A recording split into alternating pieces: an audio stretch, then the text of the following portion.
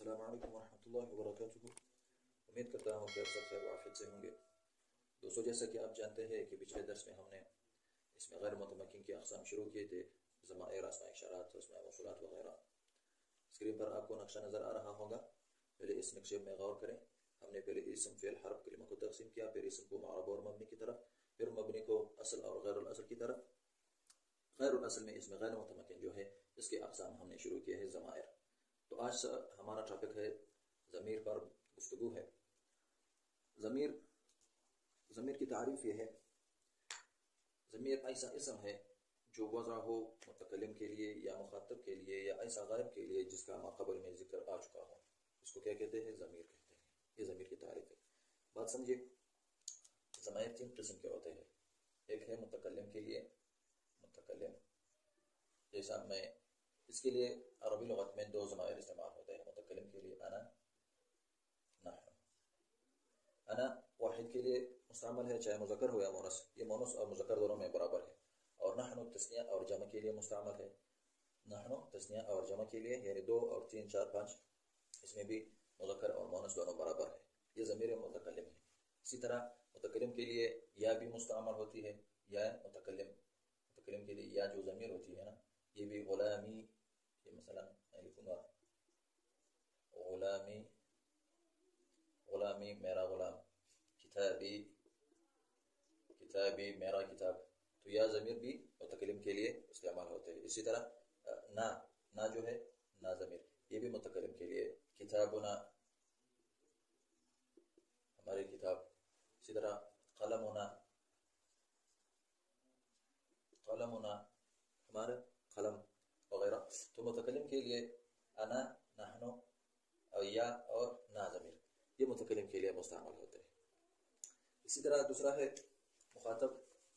مخاطب کے لیے عربی گرامر میں ایک تو انت، مخاطب کے لیے انت واحد کے لیے، واحد مذکر کے لیے، انتما، انتما تثنیہ مذکر کے لیے، انتم جمع مذکر کے لیے، انت تو ایک مرد، انتما تم دو مرد، انتم تم سب مرد، انتی تو ایک عورت، انتما تو دو عورت ہے۔ انتما مذکر اور مؤنث دونوں کے لیے تثنیہ میں برابر ہے، اور جمع کے لیے انتن، انتن تم سب عورتیں۔ تو یہ مخاطب کے لیے ہے۔ اسی طرح مخاطب کے لیے ایک اور ضمیر بھی مستعمل ہے جس کو کاف خطاب کہتے ہیں، کاف خطاب کہتے ہیں۔ جیسے غلامک، جب مذکر کے لیے آئے گا تو اس کے اوپر زبر آئے گا۔ جب مؤنث کے لیے ہم مستعمل کریں گے غلامکی، غلامکی، اسی طرح ہم مستعمل کرتے ہیں نا جزاک اللہ، ہم اکثر بولتے ہیں جزاک اللہ خیرا، مذکر کے لیے جزاک اللہ خیرا، جزاک اللہ، اور مؤنث کے لیے جزاک اللہ، کلا۔ تو یہاں غلامک مذکر کے لیے، غلامکی مؤنث کے لیے۔ کما، کم تک مذکر ہے، پھر کی، کما، کننا مؤنث کے لیے مستعمل ہے۔ یہ ضمیر جو ہے یہ ضمیر مخاطب ہے۔ اسی طرح ایک ضمیر غائب ہے۔ ضمیر غائب کے لیے قبل میں ایک ایسا مرجع مذکور ہو جو پہلے آ چکا ہو۔ مثلا ہم اردو میں کہتے ہیں کہ حامد آیا، وہ فلان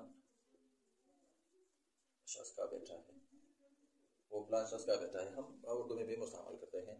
حامد آیا، پھر اس کے بعد جب ہم ایک بار کسی چیز کا نام ذکر کرتے ہیں نا، دوبارہ اس کو نام سے تعبیر نہیں کرتے، بلکہ وہ حامد آیا، وہ فلان شخص کا بیٹا ہے، وہ مجھ سے وہاں ملا، وہ فلان فلان، تو اس کو ضمیر کہتے ہیں۔ یعنی یہ ضمائر جو ہے یہ ماقبل میں ایک چیز چاہتا ہے جو پہلے آ چکا ہو، اس کو مرجع کہتے ہیں، مرجع۔ تو ضمیر، یہ ضمیر غائب کے لیے ہے۔ دیکھیں ضمیر مخاطب میں تو وہ سامنے ہے، جس سے آپ کی بات ہو رہی ہے، وہ تو سامنے ہے، متکلم تو آپ خود ہی ہے۔ تو ضمیر غائب کے لیے جو ہے وہ ایک چیز پہلے موجود ہونا ضروری ہے، جس کو وہ ضمیر کیا ہو، راجع ہو، اس کو مرجع کہتے ہیں۔ تو ضمیر غائب کے لیے مرجع کا ہونا ضروری ہے۔ اسی طرح ضمیر غائب میں بھی مفرد آتا ہے، مذکر کے لیے، مؤنث کے لیے، جمع کے لیے، تثنیہ کے لیے۔ مثلا ہوا، وہ ایک مرد، ہما، وہ دو مرد، ہم، وہ سب مرد، ہیا، وہ ایک عورت، ہما، وہ دو عورتیں، ہننا، وہ سب عورتیں، وہ سب عورتیں۔ حامد آیا وہ فلان شخص کا بیٹا ہے، وہ اس طرح لڑکا ہے، وہ مجھ سے وہاں مل گیا، یہ جو وہ ہم استعمال کرتے ہیں یہ سب ضمائر ہے، ہر زبان میں ہوتی ہے، تو یہ ضمیر غائب ہے۔ پھر یہ ضمیر جو ہے عربی میں 5 اقسام ہے اس کے: ضمیر مرفوع متصل، ضمیر مرفوع منفصل، ضمیر منصوب متصل، ضمیر منصوب منفصل، ضمیر مجرور متصل۔ یہ 5 اقسام ہے ضمائر کے، یہ سارے ضمائر کے اقسام ہیں۔ ضمیر مرفوع متصل وہ ہے جو فعل کے ساتھ متصل ہو، ملی ہوئے ہو، اس کو ہم ضمیر متصل کہتے ہیں۔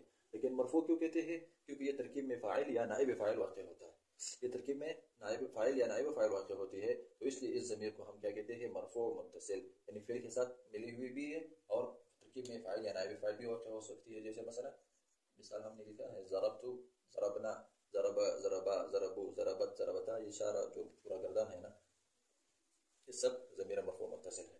یہ تو ضمیر جو ہے ضمیر مرفوع متصل ہے، تو یہ ترکیب میں یہاں کیا واقع ہو رہی ہے؟ یا فاعل واقع ہو رہا ہے، تو یہ ضمیر جو ہے مرفوع ہے اور متصل ہے، ضرب فعل کے ساتھ متصل ہوا ہے، جب ہم متصل کریں گے نا تو ضربت، ضربتی، ضربتا وغیرہ، صحیح۔ ضمیر مرفوع منفصل وہ ہے جو ترکیب میں جدا آ جائے، الگ آ جائے، فعل کے ساتھ متصل نہ ہو، ملی ہوئی نہ ہو، بلکہ الگ آ جائے، اس کو ہم کیا کہتے ہیں؟ ضمیر مرفوع منفصل۔ مرفوع اسے کہتے ہیں کہ ترکیب میں فاعل یا نائب فاعل یا مبتدا یا خبر یا فاعل کے لیے تاکید واقع ہو رہا ہے، تو اس لیے ہم اس کو مرفوع کہتے ہیں۔ یہ 5 چیزیں واقع ہو سکتی ہے نا، ضمیر مرفوع منفصل، فاعل، نائب فاعل، مبتدا، خبر اور فاعل کے لیے تاکید، یہ 5 چیزیں واقع ہو سکتی ہیں۔ مثلا ہوا قائم، ہوا قائم مبتدا و خبر ہے، وہ ضمیر ہے، یہ ضمیر مرفوع منفصل ہے، کسی چیز سے ملی ہوئی نہیں ہے، تو یہ ضمیر مرفوع منفصل ہے اور ترکیب میں مبتدا واقع ہو رہا ہے فاعل کی تاکید کے لیے۔ مثلا اسکن انت، قرآن مجید میں آتا ہے انت وزوجک الجنہ، وزوجک الجنہ، اس کو میں انت ضمیر ہے کیونکہ یہ امر ہے، اور یہ انت جو ہے یہ اس کے لیے تاکید آیا ہے۔ یہ ضمیر مرفوع منفصل ہے کیونکہ یہ فعل سے ملی ہوئی نہیں ہے بلکہ منفصل ہے، فصل آیا ہے ان کے درمیان، تو اسکن میں انت جو ضمیر ہے اس کے لیے تاکید ہے۔ زوجک، زوجک آپ یاد ہے کہ یہاں زوج مضاف ہے، کاب ضمیر کے مخاطب ہے، کس سے خطاب ہو رہی ہے؟ یعنی حضرت آدم علیہ السلام، وہ مذکر تھا تو یہ زوجک، زوجک الجنہ۔ اسی طرح ضمیر منصوب متصل، منصوب متصل وہ ہوتا ہے ضمیر منصوب متصل، ضمیر ہو منصوب ہو یعنی ترکیب میں مفعول بہ یا حروف مشبہ بالفعل کے لیے اسم یہ بنے گی، اور متصل ہو یعنی فعل کے ساتھ متصل ہو یا حروف مشبہ بالفعل کے ساتھ متصل ہو، اس کو ہم کیا کہتے ہیں؟ ضمیر منصوب متصل، یعنی ضمیر ہے منصوب ہے ترکیب میں مفعول بہ یا حروف مشبہ بالفعل کے لیے اسم، اور متصل ہے فعل کے ساتھ متصل ہے یا حروف مشبہ بالفعل کے ساتھ متصل ہے، انفصال نہیں آیا ہے فعل یا اس فعل کے ساتھ۔ جیسے مثلا ضرب،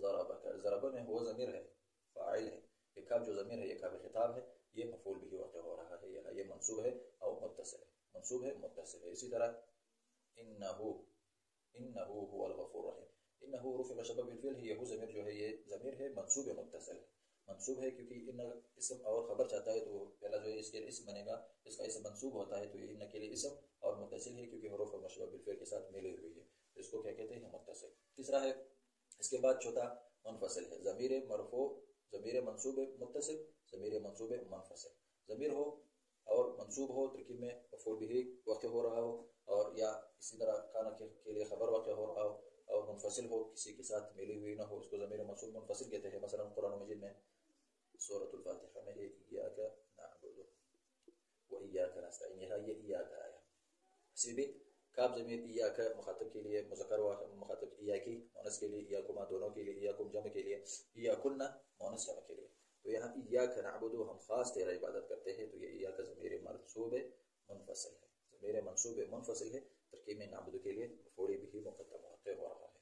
اسی طرح اس کے بعد ہے آخر مجرور متصل، یہ صرف 2 ہے، یہ مجرور متصل اگر اسم کے بعد آ جائے تو اس کو ہم کیا کہتے ہیں؟ مضاف، مضاف الیہ، جیسے غلامی ہے، غلامنا، غلامک، یعنی جو ضمیر ہے یا ضمیر آ جائے، نا ضمیر آ جائے، کاف ضمیر آ جائے، اس کو ہم مجرور متصل کہتے ہیں۔